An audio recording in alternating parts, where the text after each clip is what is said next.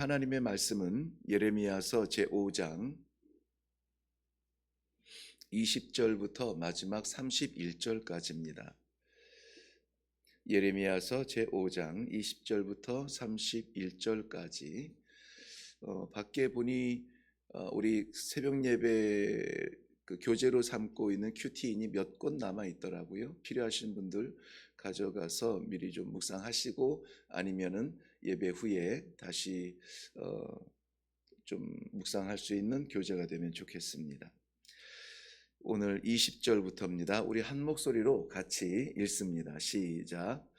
너는 이를 야곱 집에 선포하며 유다에 공포하여 이르기를 어리석고 지각이 없으며 눈이 있어도 보지 못하며 귀가 있어도 듣지 못하는 백성이여 이를 들을지어다. 여호와의 말씀이니라. 너희가 나를 두려워하지 아니하느냐?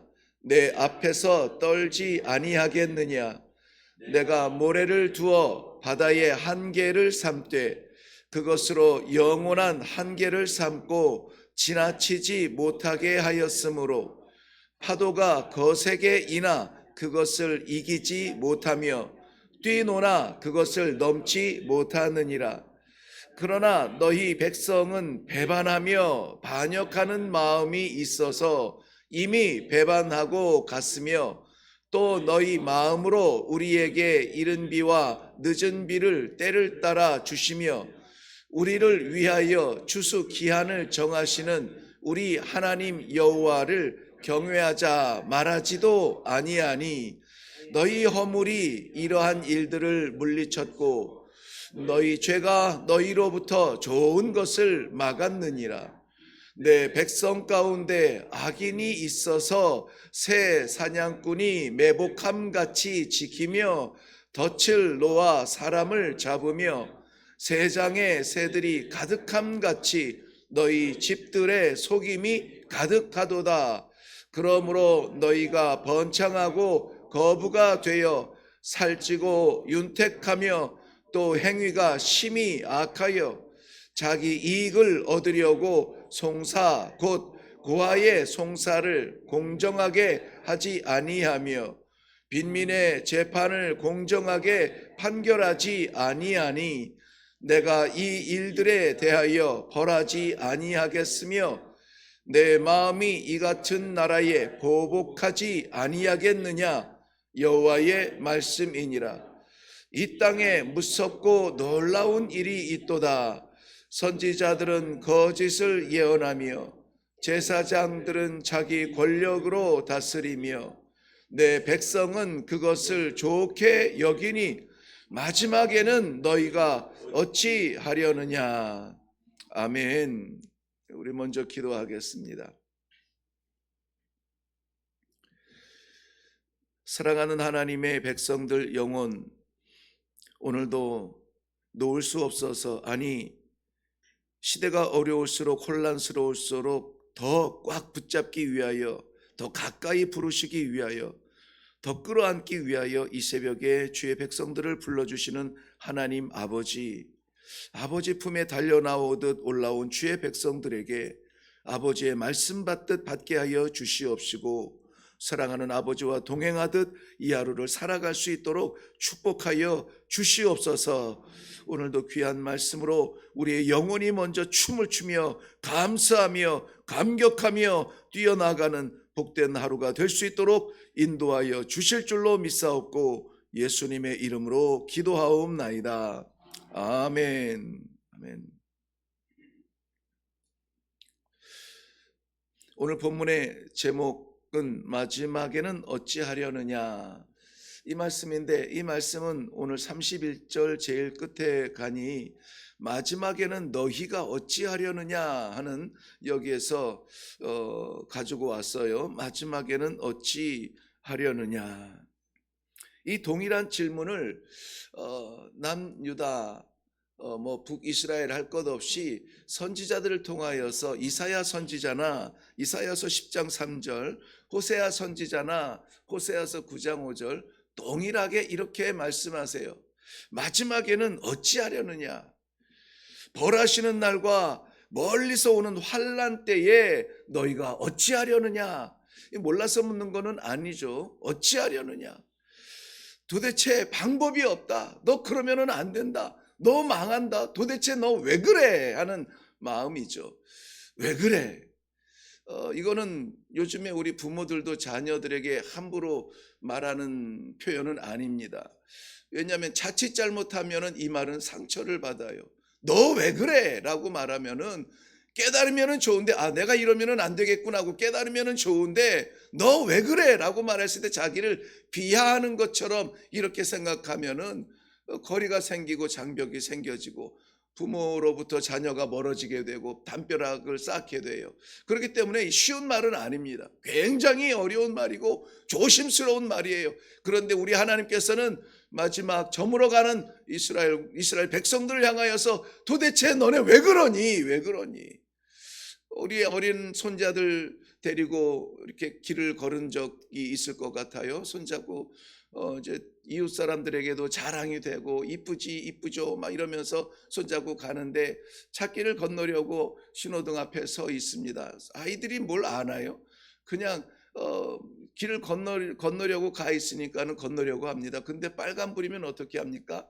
야야, 지금 건너면은 안 돼. 저게 빨간색이잖아. 빨간색일 때는 가면은 안 돼. 큰일 난다. 파란불 켜지면 그때 가자. 이렇게 얘기해요. 그런데도 아이가 갈 거야 하고 나가면 아니야, 가만히 있어, 가만히 있어. 다 옆에 다 참고 있는데 조금 더 기다려. 차들이 막 휙휙 지나가. 그래도 막 나가려고 이것을 몇 번 시도하면은 어떻게 말합니까? 큰일 나, 안 돼. 너 도대체 왜 그래? 말 좀 들어. 지금 나가면은 뭐 한다고? 사고 난다고. 예. 역시 부드러우신 분들이라 사고 난다라고 말하는데 저는 여기까지 그 말이 나왔어요. 죽는다고. 죽는다고. 그 마음으로 하나님께서 오늘 야, 너네 도대체 왜 그러니? 왜 그래? 하는 마음으로 말씀하고 있습니다. 도대체 어느 정도이기에 우리 하나님께서 너 도대체 왜 그러니? 라고 말할 수밖에 없는 그러한 형편이 되었습니까? 동일한 31절 보니까 그렇게 말하지 않으면 안 될 상황이에요. 한번 보세요. 거기 보면은 선지자들이 거짓을 예언하며, 선지자가 그러면은 안 됩니다. 제사장들은 자기 권력으로 다스리며, 그러면은 안 되죠. 내 백성은 그것을 좋게 여긴다.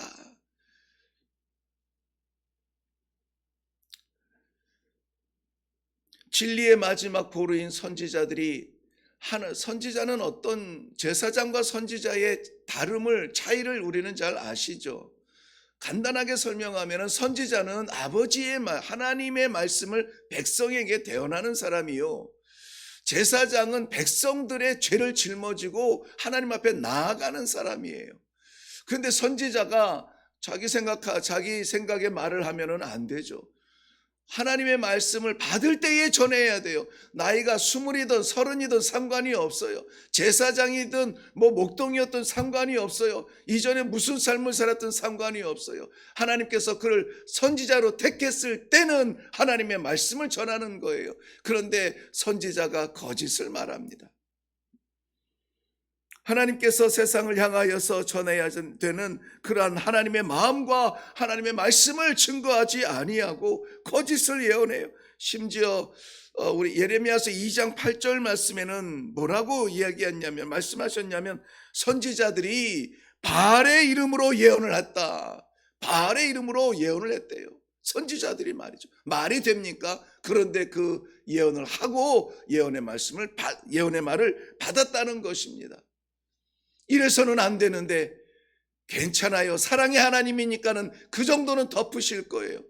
괜찮아요. 지금 하나님께서 우리를 보호하시니까 평안할 겁니다. 전쟁에 나가세요. 하나님이 우리와 함께 하시니 반드시 이길 것입니다. 귀에 듣긴 좋은 소리 하면은 할렐루야 아멘 두 팔 벌려서 외치는 그러한 백성들과 거짓 선지자들이 하나가 되었어요. 제사장들은 자기 권력으로 다스린다고 합니다. 제사장들은 다스리는 사람들이 아니에요. 물론 사무엘처럼 제사장의 훈련을 받고 마지막 마지막 그 선지자로서 왕정 시대가 열리기까지 마지막 그 사명을 다 감당해야만 했던 그런 독특한 사역이 있기는 있어요. 그런데 제사장은 말씀드린 것처럼 사명자로 소명을 받아서 백성들의 죄를 끌어안고 그 짐승의 피를 뿌려가며 하나님 앞에 나아가는 사람이에요. 심지어 대제사장을 1년에 한 번 지성소로 들어갈 때에 자기의 생명을 내놓고 들어가야 돼요.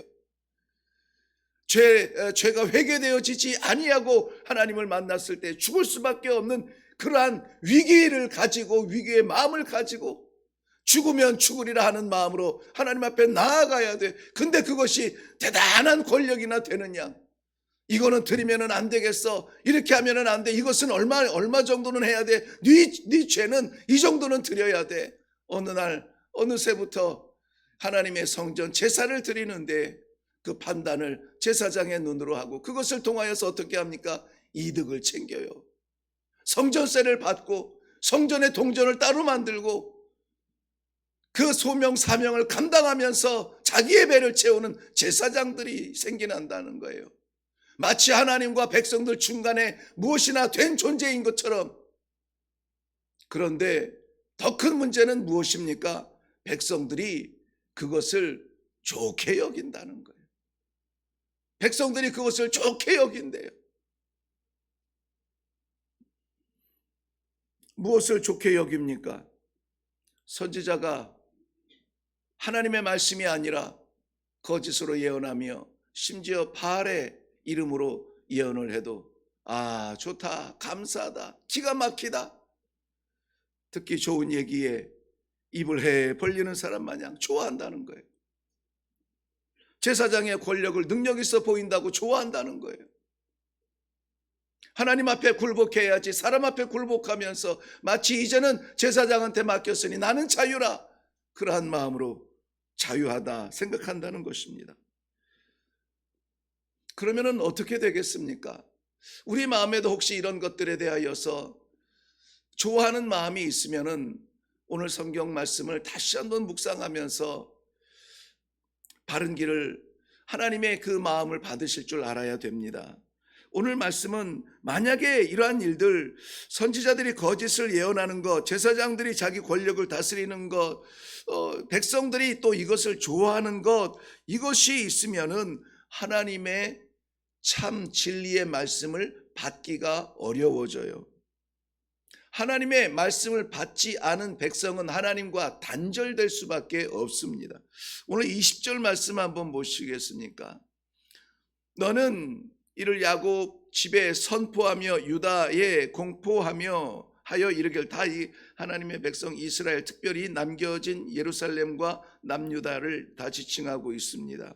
거기에 보면은 그 백성들이 어리석고 지각이 없으며 눈이 있어도 보지 못하며 귀가 있어도 듣지 못하는 백성이여 이를 들을지어다. 여기 보면은 어리석고 지각이 없고 보지 못하고 듣지 못한다는 것은 뭘 말하냐면은 총체적인 단절을 이야기해요.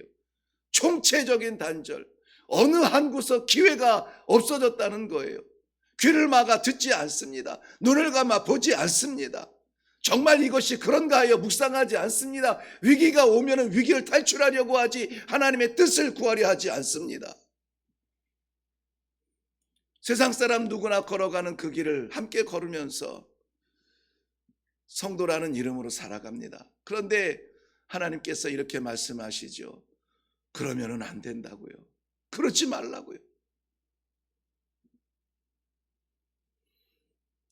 이 총체적인 단절의 마음이 얼마나 굳어졌느냐면 22절 말씀에 보면은 여호와의 말씀이니라 너희가 나를 두려워하지 아니하느냐, 내 앞에서 떨지 아니하겠느냐, 내가 모래를 두어 바다의 한계를 삼되 그것으로 영원한 한계를 삼고 지나치게 못하게 하였으므로 파도가 거세게 이나 그것을 이기지 못하며 뛰놀지만 그러나 그것을 넘지 못하느니라. 거침없이 일어나는 그 바다도, 검푸른 파도도 하나님이 정하신 그 경계 모래를 넘지 않는다는 거예요. 이 말씀은 지은 바 되는 이 천지도 바다도 물결도 그것을 안다는 거예요. 그런데 하나님의 백성은 그것을 모른다는 거예요. 듣지 않는다는 것입니다. 밀물이 일어나서 하염없이 바닷물이 불어나서 이 해변을 넘어서 사람의 사는 경계까지 지나올 것 같은데, 그런데 아니라는 겁니다. 하나님이 정하신 썰물의 때에는 다 다시 물러간다는 거예요. 그런데 간혹 그것을 뛰어넘을 때가 있죠. 뭐 풍랑이 일고 뭐 폭풍이 일고 장마가 치고 태풍이 일고 하면은 그 경계를 뛰어넘죠. 그럴 때 우리 뭐라고 말합니까? 뭔가 잘못됐어, 이렇게 말하잖아요. 잘못됐어. 넘지 말아야 될 선을 넘어버린 파도를 보며, 물결을 보며, 부서지는 집을 보며, 사라지는 사람들을 보며 뭔가 잘못됐어, 이러면은 안 되는데라고 말하잖아요. 그런데 우리는 하나님의 말씀의 경계를 넘으면서 그것을 못 느낀다는 것입니다. 내 삶의 주인이 하나님이 아니라 내가 왕이 되어지고 내가 결정하고 내가 결단하고, 하나님은 와서 나를 도와주는 종으로 여기면서도 뭔가 잘못됐어라는 것을 느끼지 못해요.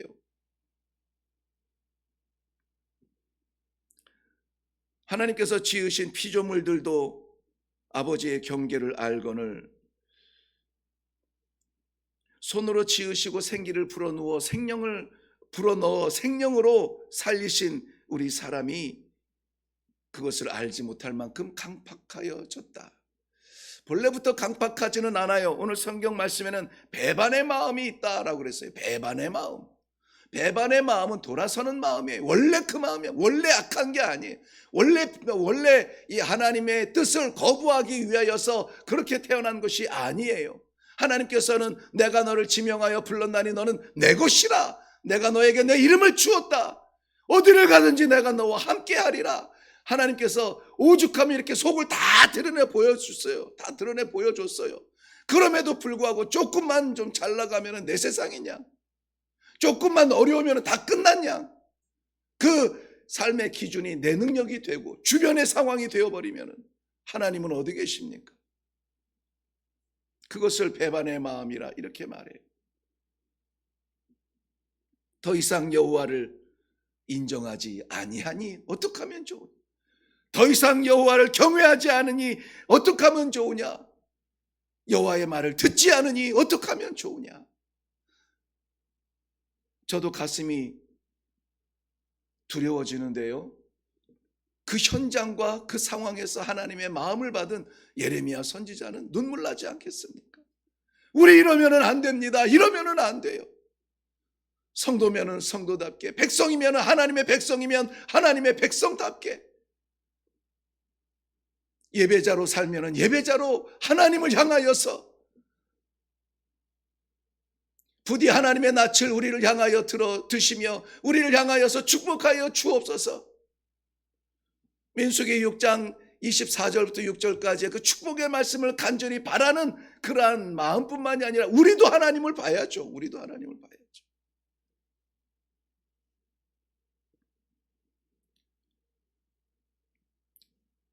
성도는 하나님의 관계를 잘 점검해야 됩니다. 오늘 아침에는 하나님께서 아마 관계를 다시 한번 생각나게 하시고, 우리 잘 가고 있는 거지? 우리 함께 있는 거지? 내가 여전히 너의 아버지지? 너의 중심이지? 바로 이것을 확인하고 싶어서 이 말씀을 주신 듯해요.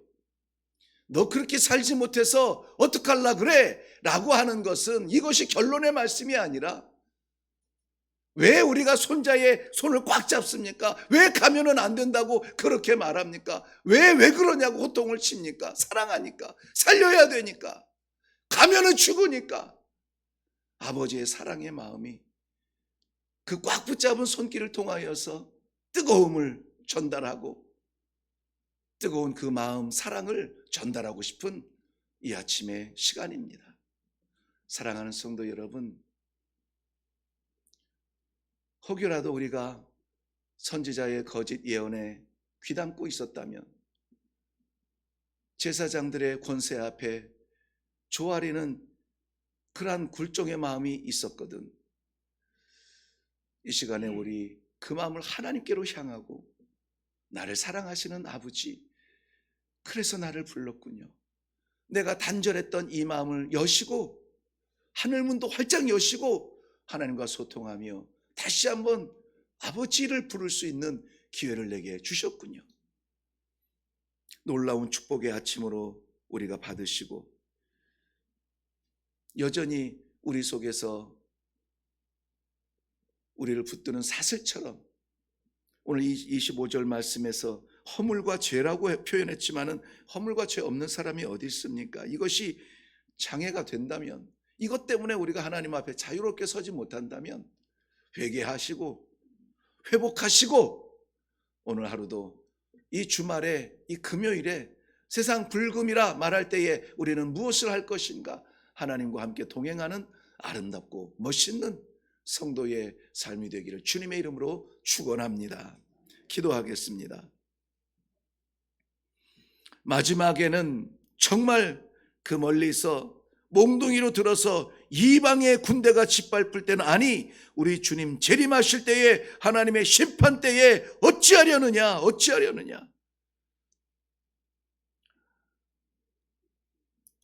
위장하며 포장하고 아닌 것처럼 이름표만 달고 살다가는 그날에 하나님 우편에 앉기는커녕 내가 너를 알지 못한다 책망받을까 봐 사랑하는 백성들 다시 불러서 단절된 그 마음 한 구석까지라도 다시 깨트려 주시고 하나님을 아버지라 부르며 내 삶의 왕 되신 하나님 아버지, 오늘 주와 함께 살아가기를 원합니다. 내 삶의 왕 되어 주시옵소서. 우리 하나님 아버지를 인정하며 예배하며 기도하며 말씀 따라 순종하며 살아가기로 결단하는 하나님의 귀한 백성들, 이 아침에 회개할 때 용서하시고 회복의 간절한 마음을 활짝 열어 회복시켜 주시옵시고 찬송하며 소망과 기쁨으로 저문을 나설 수 있도록 역사하여 주시옵소서. 감사드리며 예수님의 이름으로 기도하옵나이다. 아멘. 내 마지막에는 어찌하려느냐. 말씀드린 것처럼 책망이 목적이 아니라 살리는 게 목적이에요. 우리에게 하나님의 말씀이 선포되어질 때에 우리의 마음에 껄끄러운 것들을 자꾸 긁어내시면 꺼내세요. 버리세요. 없어도 삽니다. 그러나 없으면 죽는 게 있어요. 우리 하나님 아버지 예수 그리스도의 십자가 아닙니까? 그러므로 우리가 신앙생활하면서 즐거워하는 것, 기뻐하는 것이 무엇인가 다시 한번 생각하시고 내게 맞는 말씀, 내게 좋아하는 예배가 아니라 과연 하나님의 말씀을 내가 받고 있는가, 하나님 앞에 나아가고 있는가, 우리의 신앙과 생활을 한번 점검하면서 이 아침에 기도할 수 있기를 바랍니다. 회복의 두 팔을 벌리시고 부르시는 우리 하나님 아버지 앞에 달려들어가 그 품에 안겨 기도할 수 있는 시간이 되기를 바랍니다. 참고적으로 우리 그 추석 명절에도 그저 새벽 예배는 계속 할 겁니다. 부담은 갖지 마시고요. 하나님께서 마음을 주실 때는 누구나 언제라도 자유롭게 올라와서 기도하시면 되겠습니다. 우리 다 같이 함께 기도하며 내려가겠습니다.